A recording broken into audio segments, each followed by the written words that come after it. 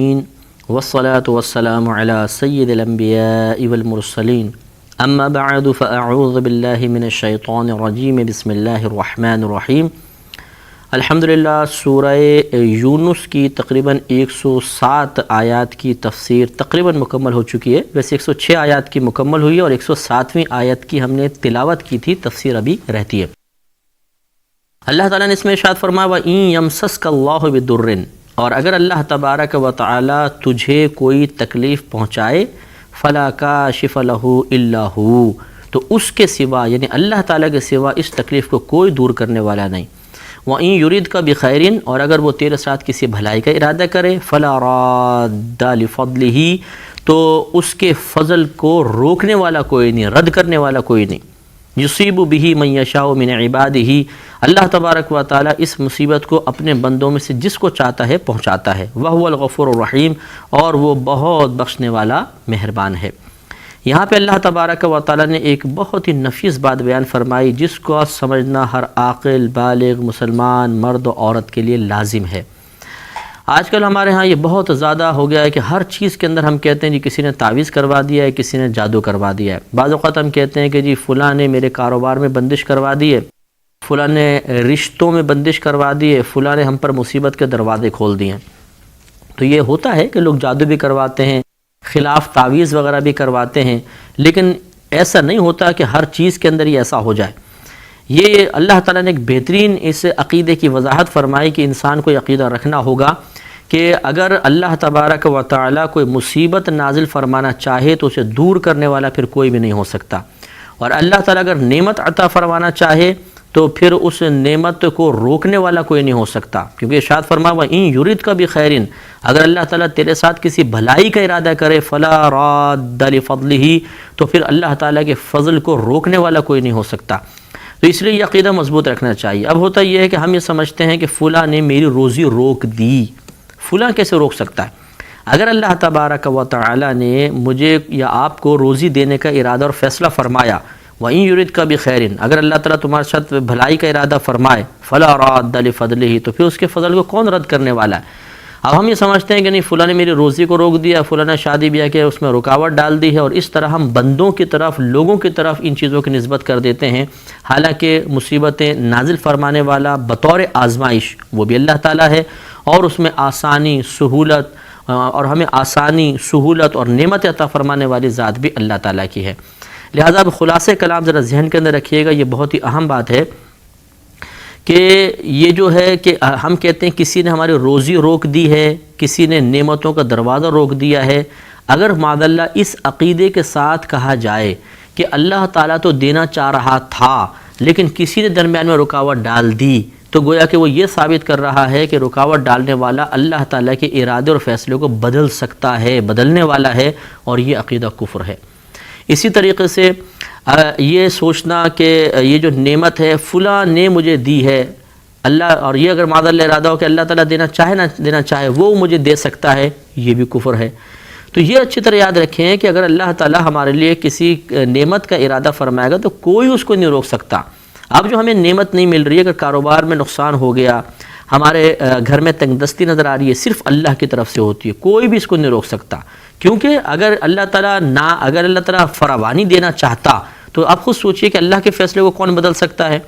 لہذا ہوتا بعض اوقات یہ ہے کہ مثال کے طور پر ایک مہینے میں اللہ تعالیٰ نے میرے لیے فیصلہ کیا کہ یہ بہت تنگ دستی میں رہے گا، اسی مہینے میں اتفاقاً کوئی میرا دشمن تھا، اس نے کسی سے جادو کروایا کہ ایک مہینے تک اس کے پاس کوئی نعمت نہ آئے، یا جیسے میں دکان چلا رہا ہوں تو ایک مہینے تک اس کے پاس کوئی گاہک ہی نہ آئے۔ اب کیا ہوا کہ اصل تو ارادہ اللہ تعالیٰ کا تھا، اس کا جادو اللہ کے ارادے کے موافق ہو گیا کہ اللہ نے فیصلہ فرمایا تھا کہ روزی نہ ملے اور جادو موافق ہو گیا۔ اب وہ جو جادو کروانے والا وہ خوش ہوتا ہے کہ دیکھا میں نے جادو کروایا تو روزی روک لی، حالانکہ یہ تو اللہ کے روکنے سے ہوئی، جادو سے کوئی ہوئی ہے۔ یہ عقیدہ رکھنا بہت لازم ہے، کیونکہ اگر بالفرض ہم یہ عقیدہ رکھنے سے میں بار بار نشاندہی کر رہا ہوں کہ آپ یہ کہیں کہ دیکھو میں نے جادو کروا کے اس کی روزی روک دی، میں آپ سے سوال کرتا ہوں کہ بتائیے اللہ تعالیٰ اس ایک مہینے میں یا اس وقت میں اس کو روزی دینا چاہ رہا تھا یا نہیں؟ اگر آپ کہیں کہ روزی دینا چاہ رہا تھا، اس کے باوجود آپ یہ کہتے ہیں کہ ہم نے روک دی، تو اس کا مطلب ہے کہ آپ نے اللہ کے فیصلے کو بدل دیا، اور لا تبدیل لکلمات اللہ، اللہ کے فیصلے بالکل نہیں بدلتے، ولا مبدل لکلمات اللہ، اللہ نے فرمایا اللہ کے فیصلوں کو، اللہ کی کلمات کو کوئی بدلنے والا نہیں ہے، تو یہ عقیدہ کفر ہو جائے گا۔ اور اگر آپ اس بات کے اقرار کریں گے کہ ہاں اصل تو اللہ نے تنگ دستی دی ہے، تو پھر آپ کا کیا کمال ہوا، آپ کے جادو سے کیا فائدہ حاصل ہوا، وہ تو اللہ تعالیٰ نے تنگ دستی دی ہے۔ تو تنگ دستی دینے والا، فراوانی دینے والا اور نعمت عطا فرمانے والا سب یہ اللہ تعالیٰ ہی ہے، وہی فاعل حقیقی ہے۔ اس آیت میں انہی غلط نظریات کی مطلب اس کا رد کیا گیا ہے، ان کی مذمت کی گئی ہے۔ اب یہ جو کہا جاتا ہے، بھی میں عرض کر دوں کہ اب یہ جو کہا جاتا ہے جی کاروبار میں بندش کروا دی ہے، رشتوں میں بندش کروا دی ہے، تو یہ بھی غلط نہیں ہے، لیکن اس میں عقیدہ وہی رکھنا ہوگا کہ اصل میں یہ بندش نہیں ہے، بندش کی وجہ سے رشتے نہیں رکے ہیں، بندش کی وجہ سے روزی نہیں رکی ہے، یہ اللہ کا فیصلہ تھا۔ بندش کروانے والا یہ اس نے جو عمل کروایا وہ اللہ کے فیصلے کے مطابق ہو گیا، کہ اس میں اللہ تعالیٰ نے مثلا کسی کے رشتے کا بالکل لڑکی جوان ہے اور معقول پیسہ وغیرہ سب بھی ہے، لیکن اللہ کا فیصلہ یہ ہے کہ اس کی شادی 5 سال بعد ہوگی۔ اب کسی نے جادو بھی کروا دیا کہ اس کی شادی نہ ہو، اور 5 سال تک شادی نہ ہوئی تو وہ خوش ہو رہے ہیں کہ دیکھو ہم نے جادو کروایا، لیکن یہ تو اللہ کا فیصلہ ہے۔ اب یہ بھی بات یاد رکھیں کہ یہ جو عموماً کہا جاتا ہے جی بندش کروا دی، رشتے کی بندش کروا دی ہے، کاروبار کی بندش کروا دی ہے، اس کو بھی میں معاذ اللہ غلط نہیں کہہ رہا ہوں، لیکن اسی میں بات کی وضاحت کرنا چاہ رہا ہوں کہ آپ کو یہ عقیدہ رکھنا ہوگا کہ بندش وغیرہ کا تصور جو ہے کہ کاروبار کی بندش، رشتے کی بندش، یہ اصل میں کوئی شخص حقیقتاً اس وقت تک نہیں کر سکتا جب تک اللہ تبارک و تعالیٰ کا ارادہ بھی یہی نہ ہو۔ مثال کے طور پہ ایک بچی جوان ہے، قبول صورت بھی ہے، پیسے جہیز وغیرہ بھی ٹھیک ٹھاک ہے، لیکن اللہ تعالیٰ کا فیصلہ یہ ہے کہ اس کی شادی 5 سال بعد ہوگی۔ اب کسی نے اس بچی کے اوپر جادو کروایا کہ اس کا رشتہ نہ ہو 5 سال تک تقریباً، تو اب اصل میں فیصلہ کس کا ہے؟ اللہ تعالیٰ کا۔ ارادہ کس کا ہے؟ اللہ تعالیٰ کا۔ اس کے جادو کی وجہ سے 5 سال لیٹ نہیں ہو رہا، بلکہ اللہ تعالیٰ کے ارادے سے ایسا ہو رہا ہے۔ بس ہوا یہ کہ اس کے جادو کا جو جس مقصد کے لیے جادو کروایا وہ مقصد اور اللہ کا ارادہ وہ ایک جیسا ہو گیا۔ اب یہ دل میں خوش ہوتا رہے گا، دیکھا ہم نے اس کا رشتہ روک دیا، رشتے ہی نہیں آ رہے، 5 سال تک بند کر دیا، حالانکہ یہ اللہ تعالیٰ کے فیصلے سے ہوا ہے۔ اور جب تک اللہ تعالیٰ نہیں چاہے گا کوئی تعویذ، کوئی جادو، کوئی ٹونا اس اللہ کے فیصلے کو نہیں بدل سکتا۔ یہی مسلمانوں کو صحیح عقیدہ ہے جو قرآن سے ثابت ہے۔ اس لیے ہم بار بار گزارش کرتے ہیں کہ قرآن کو بہت زیادہ پڑھیے، قرآن ہمیں خرافات سے ہٹائے گا، غلط نظریات سے، غلط عقائد سے ہٹا کر ہمارے ذہن کو وسعت اور بلندی عطا فرمائے گا۔ پھر میں ایک دفعہ کیونکہ نازک مسئلہ ہے، پھر میں خلاصہ کلام عرض کر دیتا ہوں کہ یہ بات یاد رکھیے کہ کوئی کسی کی روزی بند نہیں کر سکتا، کوئی کسی کا رشتہ وغیرہ آگے نہیں کر سکتا جب تک کہ ارادہ اللہ کا اس کے ساتھ شامل نہ ہو جائے۔ ہاں اگر اس کا جادو اور اللہ کا ارادہ موافق ہو گیا تو پھر یہ لوگ منسوب کر دیتے ہیں کہ جی جادو کی وجہ سے ایسا ہو گیا، حالانکہ وہ بھی اللہ کی وجہ سے ہی ہے۔ اور اسی طرح اللہ تعالیٰ کسی کو نعمت عطا فرمانا چاہے تو اسے کوئی پھر اس نعمت کو نہیں روک سکتا، وہ نعمت ضرور اس کو ملے گی۔ ایسا نہیں ہے کہ کوئی جادو کر کے اللہ تعالیٰ کے فیصلے کو بدل دے۔ تو اب یہ جو کہا جاتا ہے کہ نکاح میں بندش، کاروبار میں بندش، اس کے کہنے کا مطلب یہی ہوتا ہے کہ وہ بندش اور اللہ کا ارادہ، یعنی بندش والا فعل اور اللہ کا ارادہ یہ موافق ہو گیا ہے، تو اس میں پھر کوئی حرج نہیں ہوتا۔ اور اگر معاذ اللہ یہ اس عقیدے کے ساتھ کوئی کہے کہ اللہ کا فیصلہ کچھ اور تھا لیکن ان کے بندش کروانے کی وجہ سے اللہ کا فیصلہ ختم ہو گیا یا معاذ اللہ اس میں تبدیلی ہو گئی، یہ عقیدہ کفر تک پہنچا سکتا ہے۔ اس لیے یہ بات ضرور سمجھیے، بہت ہی اہم بات ہے۔ تو اللہ تبارک و تعالیٰ نے ارشاد فرمایا کہ اور اگر تمہیں اللہ تبارک و تعالیٰ کوئی مصیبت پہنچائے تو اس کے سوا، یعنی اللہ تعالیٰ کے سوا کوئی اس مصیبت کو ٹالنے والا، دور کرنے والا نہیں، اور اگر وہ تمہارے ساتھ کسی بھلائی کا ارادہ فرمائے تو پھر اس کے فضل کو رد کرنے والا، لوٹانے والا کوئی نہیں ہے۔ یصیب بہ من یشاء من عبادہ، وہ جس بندے کو اپنے بندوں میں سے جس کو چاہتا ہے اس بیماری یا نعمت کو اس تک پہنچاتا ہے، وہو الغفور الرحیم، اور وہ بہت بخشنے والا مہربان ہے۔ اسی مضمون سے متعلق ایک حدیث بھی آپ کی خدمت میں عرض کر دیتا ہوں، ترمذی کی روایت ہے اور میں اکثر اس کو بیان کرتے ہی رہتا ہوں۔ حضرت ابن عباس رضی اللہ تعالی عنہ سے نبی کریم صلی اللہ علیہ وسلم نے ارشاد فرمایا کہ اگر تمام دنیا تجھے نقصان پہنچانے پر جمع ہو جائے تو اتنا ہی نقصان پہنچا سکتی ہے جتنا اللہ نے تیری قسمت میں لکھا ہے، اور اگر یہ تمام دنیا تجھے فائدہ پہنچانے پہ جمع ہو جائے تو اتنا ہی نفع دے سکتی ہے جتنا اللہ نے تیری قسمت میں لکھا ہے۔ تو یہ بہترین اصول ہمیں دے دیا کہ اب کسی سے خوفزدہ ہونے کی ضرورت نہیں ہے کہ وہ فلاں مجھے ایسا کر دے گا، فلاں ایسا کر دے گا۔ اگر اللہ تبارک و تعالیٰ کی تائید، اس کی رضا، اس کی رحمت ہمارے شامل حال ہے تو کوئی ہمارا کچھ نہیں بگاڑ سکتا، کوئی ہمیں نقصان نہیں پہنچا سکتا، کوئی اللہ کی نعمت کو ہم سے چھین نہیں سکتا۔ قُلْ يَا أَيُّهَا النَّاسُ قَدْ جَاءَكُمُ الْحَقُّ مِنْ رَبِّكُمْ، آپ فرما دیجئے کہ اے لوگو بے شک تمہارے پاس حق آیا تمہارے رب کی طرف سے۔ ابھی حق سے مراد یا تو قرآن پاک ہے یا نبی کریم صلی اللہ علیہ وسلم کی خود ذات کریمہ ہے، قرآن والا قول زیادہ پختہ ہے۔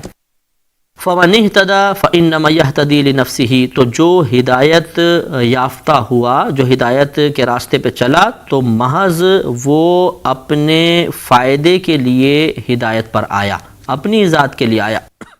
گویا کہ جب اللہ تعالیٰ کی طرف سے حق آیا، اب اگر کوئی اس کو قبول کرے گا تو اللہ پہ کوئی احسان نہیں ہے، نبی کریم صلی اللہ علیہ وسلم پر معاذ اللہ کوئی احسان نہیں ہے اسلام لانے سے، بلکہ خود اس کا فائدہ اسی کی ذات کو پہنچے گا کہ دنیا کے اندر اللہ تعالیٰ اس کو عزت عطا فرمائے گا۔ آج بھی آپ دیکھیے کہ اگر کوئی غیر مسلم مسلمان ہوتا ہے تو پوری دنیا میں اس کو عزت حاصل ہونا شروع ہو جاتی ہے اور اچھے الفاظ میں اس کا ذکر کیا جاتا ہے، پھر اس کو اللہ تعالیٰ بہت سی نعمتیں عطا فرماتا ہے، اس کے کروڑوں لوگوں کے دل میں اس کی قلوب کی اس کی محبت بیدار ہو جاتی ہے، خصوصاً جب کوئی مشہور شخصیت ایسا کرے۔ اور پھر آخرت کے اندر تو انعامات ہیں ہی ہیں، لہٰذا فائدہ خود اپنی ہی ذات کو ہوتا ہے، اللہ تعالیٰ یا اس کے رسول کو اس کا کوئی فائدہ نہیں ہے۔ اور آگے ارشاد فرمایا کہ ومن ضل، اور جو شخص گمراہ ہو جائے، غلط راہ کو اختیار کرے، فانما یضل علیہا، تو وہ اس اپنے آپ کو گمراہ کر رہا ہے، وہ اپنے ہی برے کے لیے، اپنے ہی نقصان کے لیے وہ گمراہی کی طرف بڑھا ہے۔ وما انا علیکم بوکیل، اور میں تم پر کوئی وکیل نہیں ہوں، یعنی تم پہ کوئی جبر کرنے والا نہیں ہوں، میں تمہیں راہ دکھانے والا ہوں، کیونکہ انبیاء علیہ السلام کا کام ہوتا ہے اراءۃ الطریق، یعنی جب ہدایت کی نسبت انبیاء علیہ السلام کی طرف کی جاتی ہے تو اس کا معنی ہوتا ہے اراءۃ الطریق، یعنی راستے کا دکھانا۔ انبیاء علیہ السلام کا کام جبراً کسی کو منوانا نہیں ہوتا، بلکہ ان کا کام تو ہے راستہ دکھانا، بھئی دیکھیں یہ ہدایت کا راستہ ہے، یہ گمراہی کا راستہ ہے، اب ہم تمہیں ہدایت کے راستے کی دعوت دے رہے ہیں، اس کو قبول کر لو، بس ان کا کام اتنا ہے۔ اب کوئی قبول کرتا ہے تو اپنے فائدے کے لیے، قبول نہیں کرتا تو اس کا اپنا نقصان ہے، وہ اس کا وبال اسی پر ہے۔ انبیاء علیہ السلام بری الذمہ ہیں، یہی وجہ ہے کہ آپ نے قرآن عظیم میں انبیاء علیہ السلام کے تبلیغ کے بعد اس قول کو بھی پڑھا ہوگا کہ وہ کہتے تھے وما علینا الا البلاغ، اور ہم پر تو محض پہنچا دینا ہی ہے، بس اس سے زیادہ کچھ بھی نہیں، ہم تو اللہ کا پیغام پہنچا رہے ہیں، مانتے ہو تو بھئی آپ کو ہی بھلا ہے، نہیں مانتے ہو تو پھر تمہارا نقصان ہے، ہمارا اس میں کوئی نقصان نہیں۔ واتبع ما یوحى الیک، اے حبیب کریم صلی اللہ علیہ وسلم آپ اس کی پیروی کیجئے جو آپ کی طرف وحی کی گئی، واصبر، اور آپ ان لوگوں کے ان برائیوں پر، ان کی طرف سے نامناسب رویے پر صبر فرمائیے، حتی یحکم اللہ، یہاں تک کہ اللہ تبارک و تعالی فیصلہ فرمائے۔ یہ تو دنیا میں اس طرح کہ ان کو ذلیل و خوار کر دے، جیسے بدر کے اندر بڑے بڑے رؤساء مر گئے تھے، ان کو قتل کر دیا گیا تھا، اور یا اس طرح کہ اللہ تعالیٰ برود قیامت ان کے درمیان فیصلہ فرما دے گا۔ وَهُوَ خَيْرُ الْحَاكِمِينَ، اور وہ بہتر حکم سنانے والا ہے یا بہتر فیصلہ کرنے والا ہے۔ الحمدللہ یہاں تک ہماری سورہ یونس کا اختتام ہوا۔ یہ تقریباً 109 آیات پر مشتمل سورت تھی جس کا یہاں پر اختتام ہوا، اور اب انشاءاللہ سورہ ہود کا آغاز ہوگا۔ میں نے آپ کو پہلے بتایا تھا کہ جو سورتوں کے نام ہیں یہ توقیفی ہیں۔ توقیفی کا مطلب من جانب اللہ، یہ ایسا نہیں ہے کہ نبی کریم صلی اللہ علیہ وسلم نے اپنے پاس سے ان کے عنوانات رکھے ہوں، یا کسی عام شخص نے مثلا صحابہ کرام نے یا بعد میں کسی فقہا یا علماء نے ان کے نام رکھے ہوں، ایسا نہیں ہے۔ ہاں یہ بات آپ کو بتائی تھی کہ جو سپاروں کے نام ہیں یہ نہ اللہ کی طرف سے ہے، نہ نبی کریم صلی اللہ علیہ وسلم کی طرف سے، نہ صحابہ کے دور میں تھے، نہ تابعین کے دور میں تھے، یہ بعد میں کسی غیر معلوم نامعلوم شخص کا کارنامہ ہے۔ بڑے بڑے محققین نے لکھا ہے کہ یہ سپاروں کے نام جو ہیں یہ نہیں معلوم کہ کس شخص نے مقرر کیے تھے، یہ سپاروں کے نام ہمارے ہیں، یعنی عام لوگوں کے ہیں، اور سورتوں کے نام من جانب اللہ ہیں۔ سورہ ہود بھی مکی سورتوں میں سے ایک ہے۔ یہ آپ کو پہلے شروع میں ہم نے بتایا تھا کہ نبی کریم صلی اللہ علیہ وسلم کے مدینہ منورہ کی طرف ہجرت سے پہلے جو صورتیں اور آیات نازل ہوئیں وہ مکیہ کہلاتی ہیں، اور جو ہجرت نبوی صلی اللہ علیہ وسلم کے بعد نازل ہوئیں انہیں مدنیہ کہتے ہیں۔ لیکن اس میں بعض اوقات ایسا بھی ہوتا ہے کہ پوری سورت کی اکثر آیات کے اعتبار سے اس کا نام رکھ دیا جاتا ہے، اکثر یعنی زیادہ تعداد کے اعتبار سے. لہذا ایسا ہوتا ہے بعض اوقات مثال کے طور پہ کوئی سورت ہے 100 آیات پر مشتمل ہے، تو ایسا ہو سکتا ہے کہ 97 مکی ہوں اور 3 جو ہیں وہ مدنی آیات ہوں، تو اکثر زیادہ تعداد کا اعتبار کرتے ہوئے پوری سورت کو مکیہ کہہ دیا جاتا ہے. اس لیے آپ اگر دیکھیں گے تو بعض اوقات استثناء کر دیتے ہیں کہ یہ سورت مکیہ ہے سوائے اس اور اس آیت کے. یہ کہنے کا یہ مطلب ہوتا ہے کہ اس کی اکثر آیات جو ہیں وہ مکی ہیں، یہ 2-3 آیات جو ہیں یہ مدنی ہیں، یعنی ہجرت نبوی کے بعد نازل ہوئیں. اس میں 123 رکوع ہوں گے انشاءاللہ، ان کی ہم تلاوت کریں گے، اور تقریباً اس میں 10 رکوع پر مشتمل یہ سورت ہے. اور یہ سورہ ہود جو ہے اس میں آخرت کے بارے میں بہت زیادہ بیان ہے، عذابات کا تذکرہ ہے، آخرت کا تذکرہ ہے، قیامت کا تذکرہ ہے. تو صحابہ، یہ ترمذی کی روایت ہے کہ صحابہ کرام علیہم رضوان نے نبی کریم صلی اللہ علیہ وسلم پر اخروی عمر کے کچھ آثار دیکھے. اخروی عمر سے مراد بڑھاپے کے آثار دیکھے، تو عرض کیا صلی اللہ علیہ وسلم آپ پر کچھ اس قسم کے آثار نمودار ہو رہے ہیں. تو نبی کریم صلی اللہ علیہ وسلم نے ارشاد فرمایا کہ مجھے سورہ ہود، سورہ واقعہ، سورہ عما یتساءلون اور سورہ اذا الشمس کورت جیسی صورتوں نے بوڑھا کر دیا ہے. اس کی مفسرین نے یہی شرح بیان فرمائی، شارحین نے یہی لکھا کہ ان صورتوں میں زیادہ تر عذابات اور قیامت اور آخرت کے بارے میں بیان ہے. لہذا نبی کریم صلی اللہ علیہ وسلم نے گویا کہ فرمایا، حالانکہ آپ کو اپنے ذات کا کوئی غم نہیں تھا، اپنی ذات کی کوئی فکر نہیں تھی، آپ کو تو اللہ تبارک و تعالی نے معصوم عن الخطا پیدا کیا، آپ اللہ کے حبیب ہیں. اللہ تعالیٰ نے آپ کو حالت زندگی میں ہی آپ کے وہ مقامات تمام دکھا دیے تھے، بتا دیے تھے آپ کو کیا کیا ملے گا. اپنی کوئی جان کے خوف کی وجہ سے ایسا نہیں تھا، بلکہ امت کے غم کی وجہ سے، کہ ان میں جب قیامت کے احوال بیان ہوتے آپ اس کو پڑھتے تو آپ پھر امت کے غم کی وجہ سے اس کا اثر بہت زیادہ قبول کیا کرتے تھے.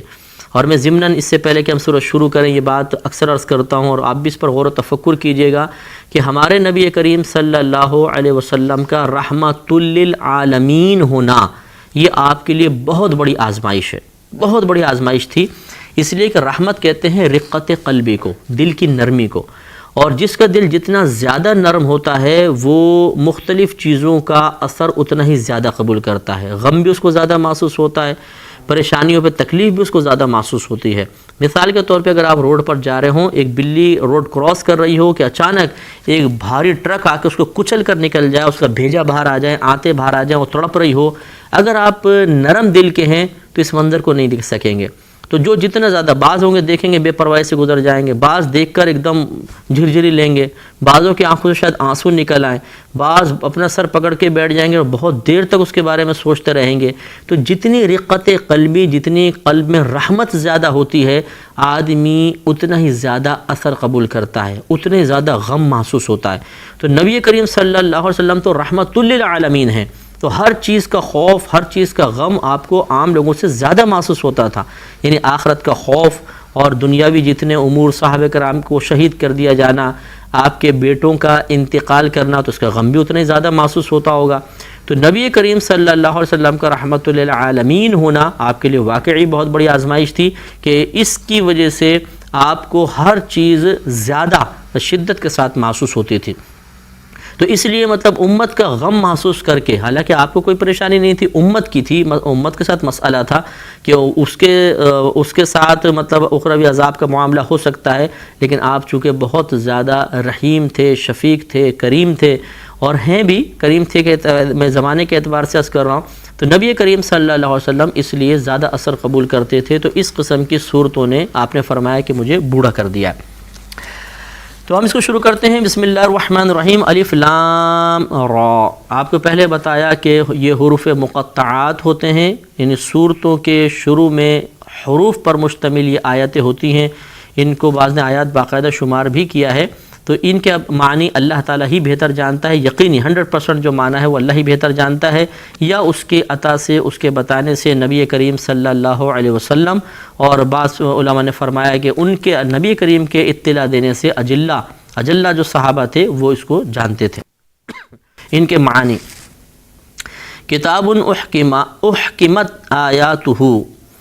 یہ ایک کتاب ہے حکمت سے بھرپور ہے اس کی آیات، یعنی حکمت بھر دی گئی ہے اس کی آیات میں، اس کی آیات میں بڑی حکمتیں ہیں۔ اللہ تبارک و تعالیٰ نے اس میں بہت مختلف قسم کے مضامین ڈال کر، انسان کی طبیعت، انسان کی کیفیت کے مطابق مضامین کو ڈال کر آخرت کی طرف مائل کیا، دنیا سے بیزاریت پیدا فرمائی، بت پرستی سے ہٹایا، اللہ کی توحید کی طرف بلایا۔ تو یہ آیات بڑی حکمت سے بھرپور ہیں۔ انشاءاللہ عز و جل بقیہ آیات انشاءاللہ ہم کل ذکر کریں گے۔ اس میں اللہ نے فرمایا ثم فصلت من لدن حکیم خبیر، تو اس کا ترجمہ، اس کی تفسیر انشاءاللہ کل کے پروگرام میں پیش کی جائے گی۔ وآخر دعوانا ان الحمد للہ رب العالمین۔